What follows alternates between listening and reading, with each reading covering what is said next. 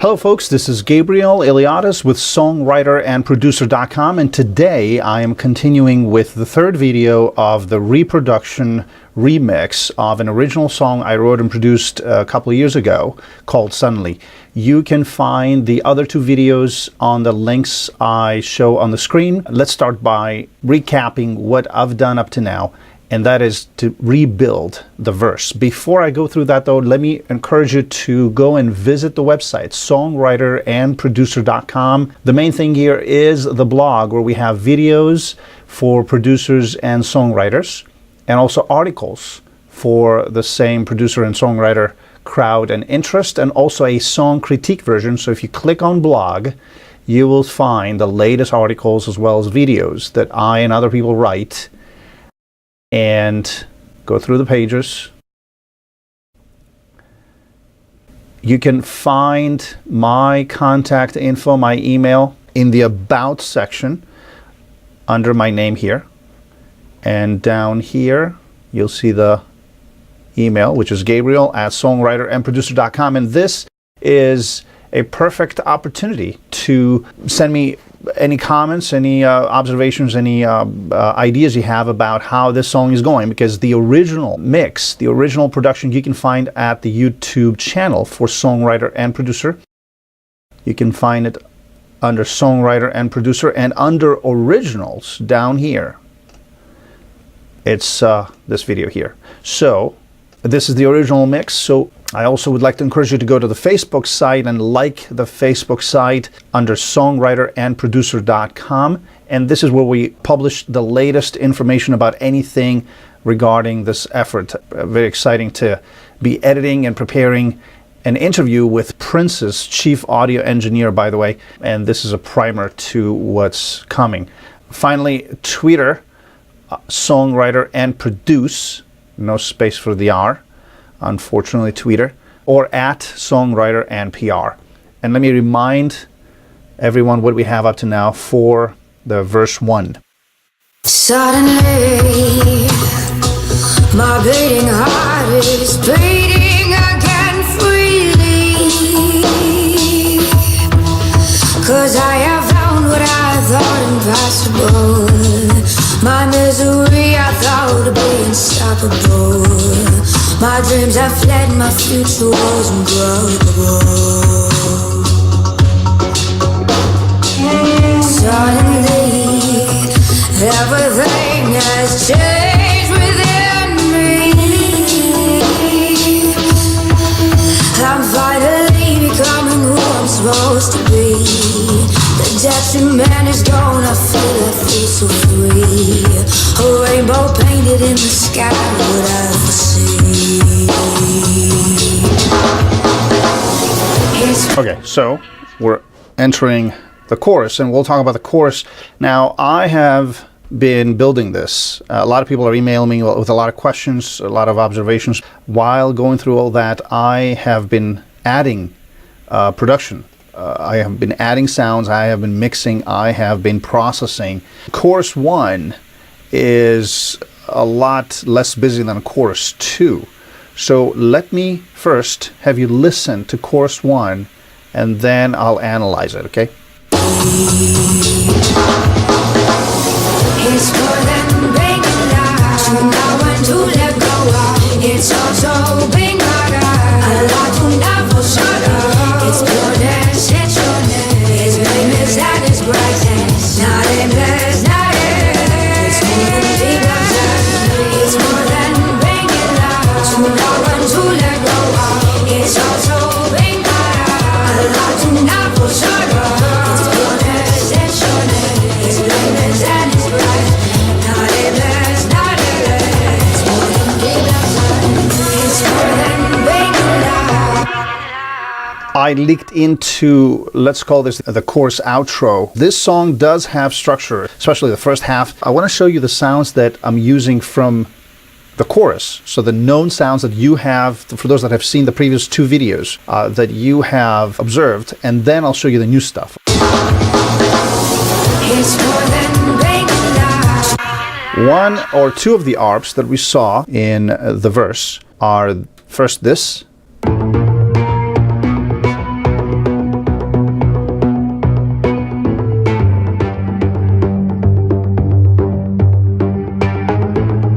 Okay, I talked about this extensively. I still have a DBX 160. I have some EQing here happening. A little more than some. I have Saturn on a number of different settings. This is a monster, by the way, and I'm not promoting anybody's plugins. And I have C6 sidechained. I talked about this. I'm not going to go through these settings. Anybody who wants to go deeper, email me. And then I'm sending this to bus 18 in order to probably duck something later. We'll go through that. So first is this. Then we have its sister sound. I talked about this also in the verse. Very different processing here with inserts, and so a very different result. By itself, it sounds ugly.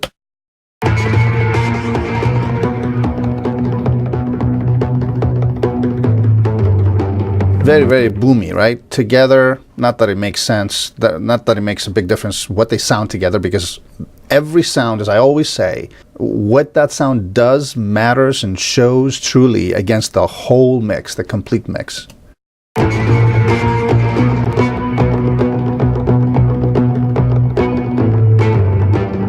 Just the first. Just the second. Complementary sounds. Then we have the third ARP that you saw in the verse. And as you see, the chorus starts here, and I'm using the ARP for the second half of the chorus. So I muted it here.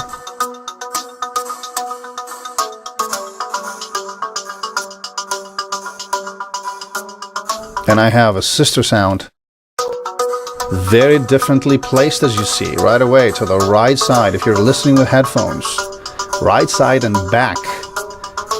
I can hear it at the bottom, back side, especially bottom of my ear, not just right side, but bottom of my ear. This is responsible. Oh, there you go. This is responsible, and this. The polarity here changed. Big, big difference. Some rotation. Okay, so together. And I explained about the fact that for the second sound, I'm using a second imager that turns on and off. You'll see that on the previous video. So that's it. Everything else is new. And let me go to the drum section. And I'm using a few tracks for drums. Again, Stylus RMX. I talked about the fact that this will be a rock electro version. Well, the drums are what make the rock section of this, the rock feel of this. And I think you'll agree when you hear this.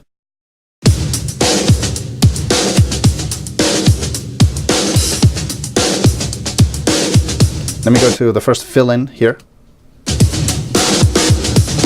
Another fill-in here. Big drums, right? Kind of remind you of the 80s.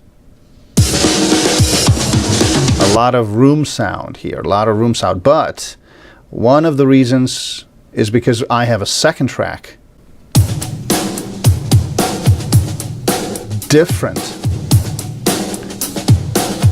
A different pattern. And different processing, as you can hear this. A lot less room sound, a lot more compression. And talking about compression, let me talk about the inserts here. So for the first one, again, DBX 160, quite some action here with EQing.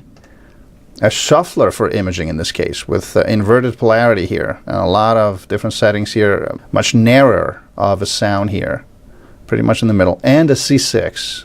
The bass C6 with quite a few items here applied. For the second, DBX again. By the way, look at the differences on the DBX. This is the second. Look at this. I'm going all the way to plus 20 dB output gain. And look at this. Extremely high compression. And then the threshold is all the way above, right? Very, very extreme settings on this. And again, it sounds like this. And then this. Much less of an extreme situation, you know, about half the output gain, compression's at 4, you would call it maybe mid-level compression, and then pretty much in the middle, almost slightly above for the threshold. Not that these matter much logistically, they matter in the mix, right? So, and we'll hear soon what happens. Let me go and play a couple of the fill-ins of this second track.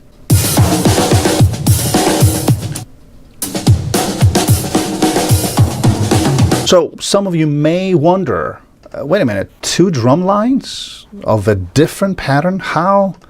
What are you doing? Why is this happening? Well, let's hear just the drums. Let's listen to what they sound together.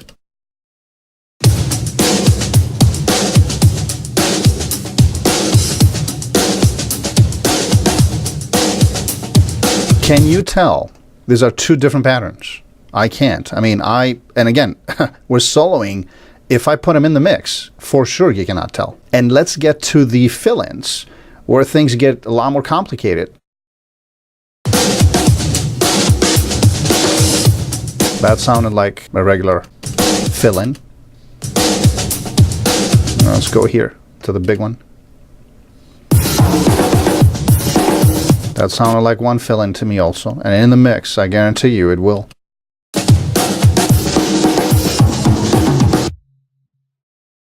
Regarding the fill-ins, actually, I remember having this track here from the first mix. Remember the sound? I love that. By the way, it's a crash at the end also. So, well, and let me take this down here around the drum line. Let me have you listen to this fill-in, well, from here. So the fill-in is here, and I'll start it from here.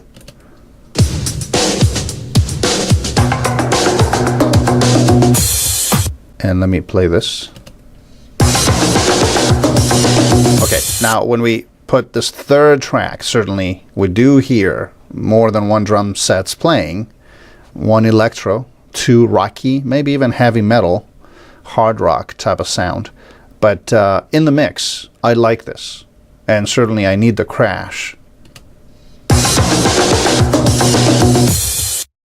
So a lot of syncing took place here for this to sound appropriate. I also have a couple of other secondary, let's call them, tracks for drums. Here's one.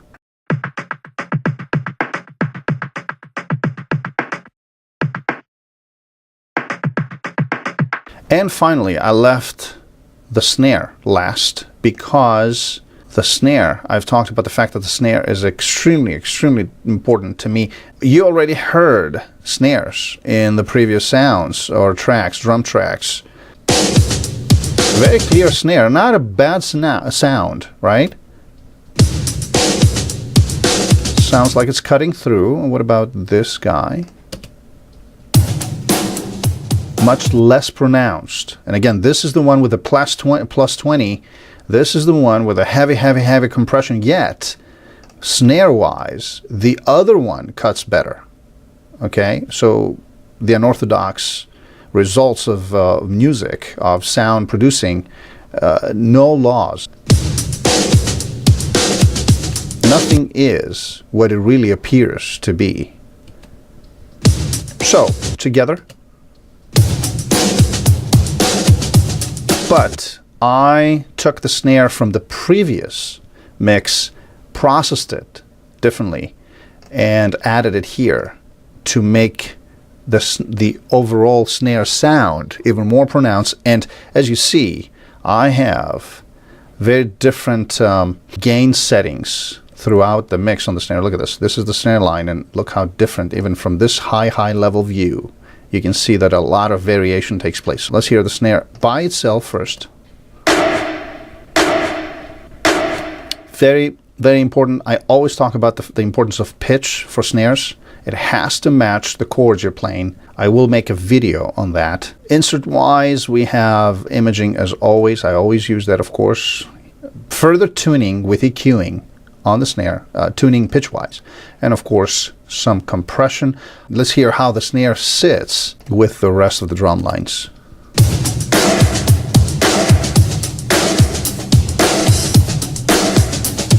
And now I'm going to put one of the ARPs so that we get a sense of pitch, so you see for yourself also how well this sits. By the way, the rest of the drums are also very, very carefully tuned.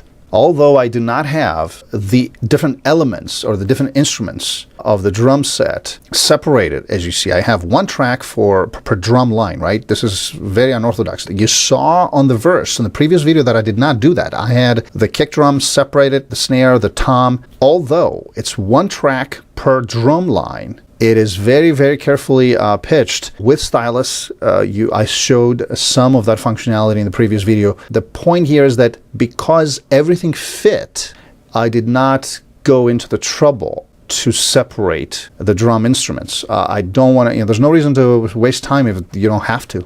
Let's put on an ARP, like I said, to get a sense of pitch.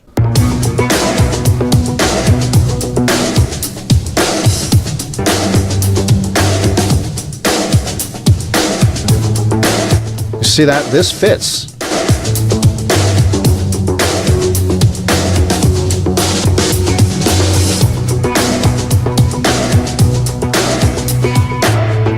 Listen to that snare. Perfect. 4 chords here. 4 chords plus 2 transposing A, F, G, E, okay, with some transitions in there at plus 2s, starting with B instead of A. This snare sits well in all 4.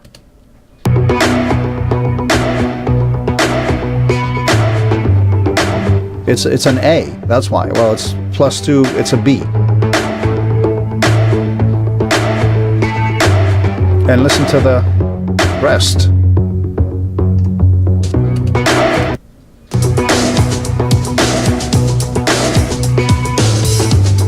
Without the snare, look at the difference. We barely have a snare. Again, the other.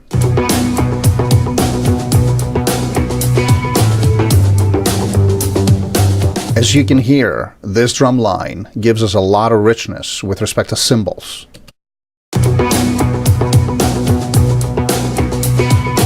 Compared to this one. I guess a different type of cymbal sound. Together.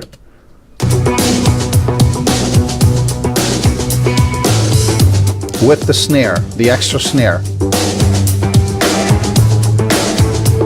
Let me put this ARP in.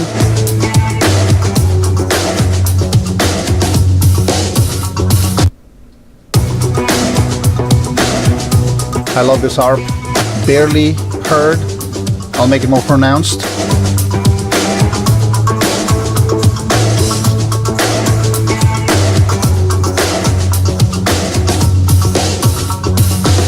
Very important thing here. What do we hear? We hear 4 elements, 5, 6, whatever, depending on how you count. Very well mixed from a perspective of everything fits. There's a lot of work here, and it's only 4 tracks, 5 tracks, but from a pitch perspective, from a placement standpoint, from a compression, from a level, everything fits right. Now, let's go into the new sounds.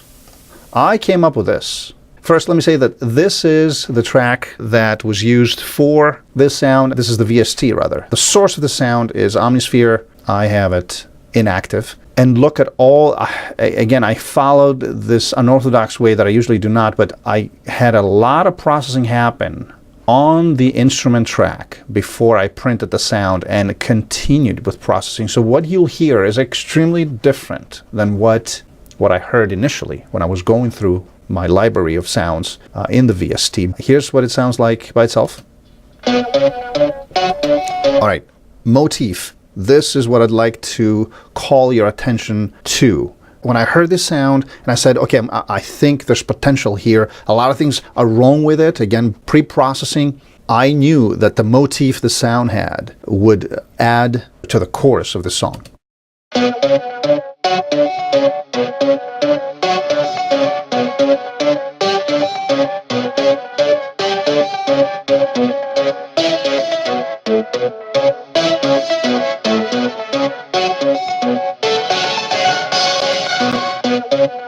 Okay, let me go to the sister sound I created to add to the richness. Very different sound, very different processing.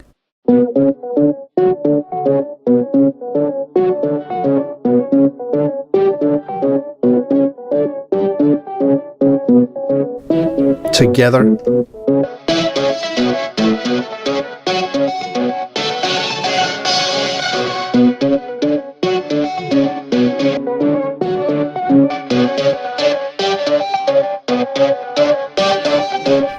Okay, so what? Well, let's put the rest of the things we heard up to now. See how this sits.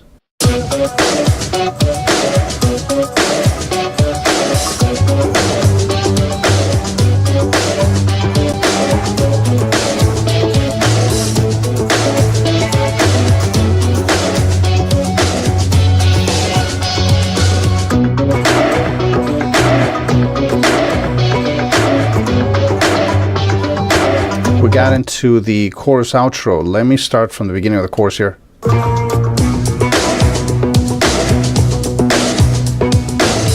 By the way, let me remind you that we do not have a clean bass here yet. This is the only thing, this is the only ARP that can be characterized as a bass, right? This. And its sister sound.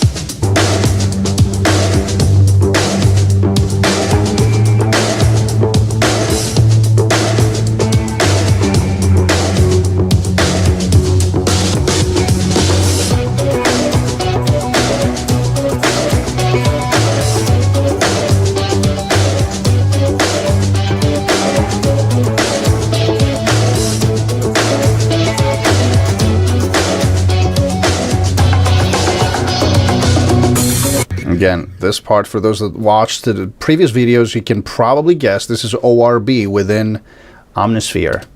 I mean, this sounds like a more of a guitar type of a distorted sound, and although the guitar player is playing something maybe with a pick over here, specific notes, a riff, and now we have a chord played here. With strumming. So what type of processing, insert-wise, imaging, I always should put that last. A lot of work here on Saturn, a lot of work. Saturn is a very complicated animal, and ducking against the vocals. And we have some very simple EQing here. Same thing, very different imaging on the second sister sound, different Saturn settings, imaging, and also. So I don't have, very, very rarely I do this, where for both sounds, very similar EQing and no side. Everything I did on the EQ plugin concerns both sides equally. Well, good reason for that. I have made these sounds a lot smaller than what they were, just with the EQing. I left maybe the best for last. And we'll see how all of this sits now. Let me turn off everything else and go to another ARP that I am introducing on the first verse, but we'll see this happening a lot later. Listen to this.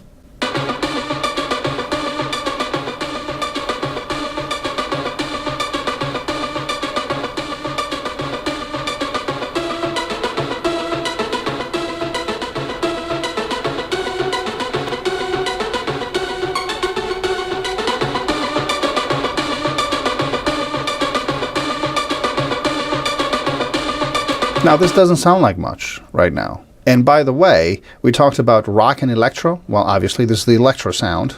This sound sounds really, really good to me. I think this is the sound that makes, and I see that it needs a little bit of timing editing here. In another video, I will show why, whenever you work with VSTs, never trust that everything is aligned time-wise. See, I see that up to here. It's fine. Up to here. This is where it starts breaking. Look at that. Let me hear this. There you go. I mean, you can even hear it, that it's off. So this needs to, I'll do it right here, live. I do this, I've done this about 1 billion times on every single song. And actually, maybe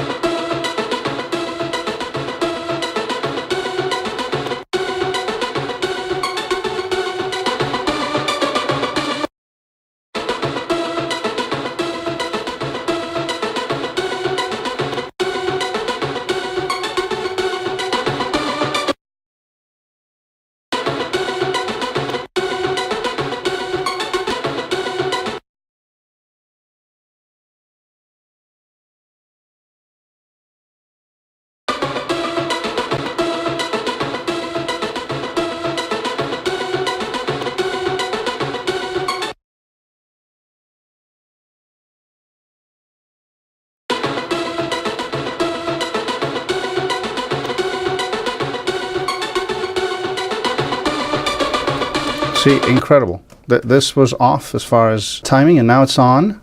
So let's hear this just with the drums.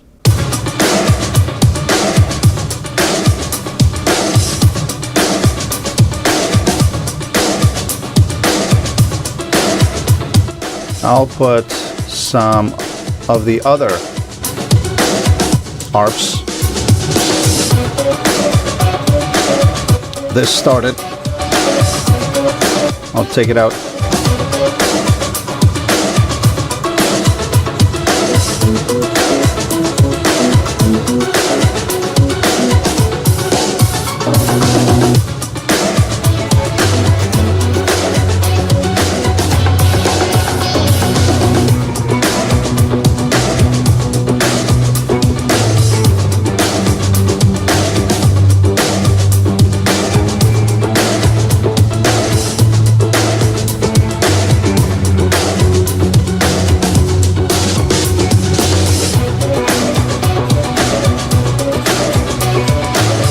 Okay, let's hear this with the vocals, which is the only thing that matters, really. Let's see the motif of this instrumental basically sit on top of the vocals, and I will start with the tail of the verse so I give some reference. Everything has changed within me. Chorus starts here. I'm finally becoming who I'm supposed to be. The detriment is gone, I feel so free. A rainbow painted in the sky, what I see. It's more than being alive, to know when to let go of. It's also being harder, a lot to never shut up. It's pureness, it's your name. His name is at his brightness, not aimless, not it. It's more than being alive, it's more than being alive, to know when to let go of. It's also being harder, a lot to never shut up. It's pureness, it's your name. His name is at his brightness, not aimless, not it. It's more than being alive.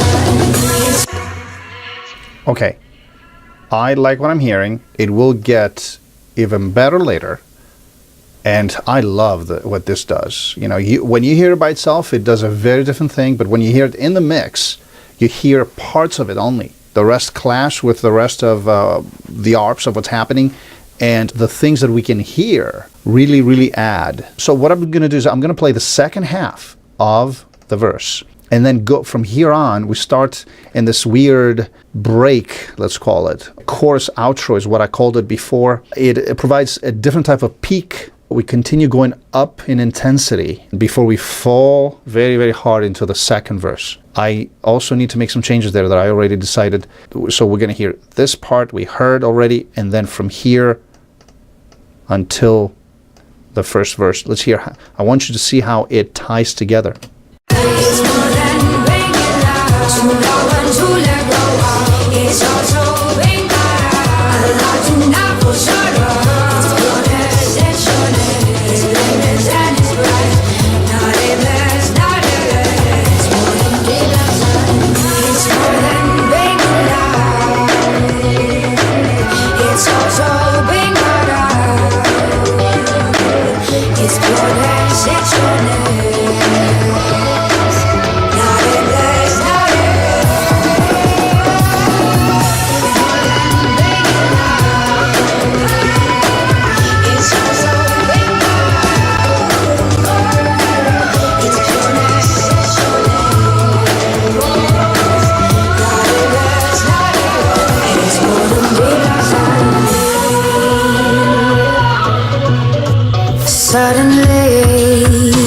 Okay. Already, there's a number of things I want to change with respect to the vocals on the outro. And that was it for today. Thank you for watching, folks. This was Gabriel ILiadis with songwriter and producer.com.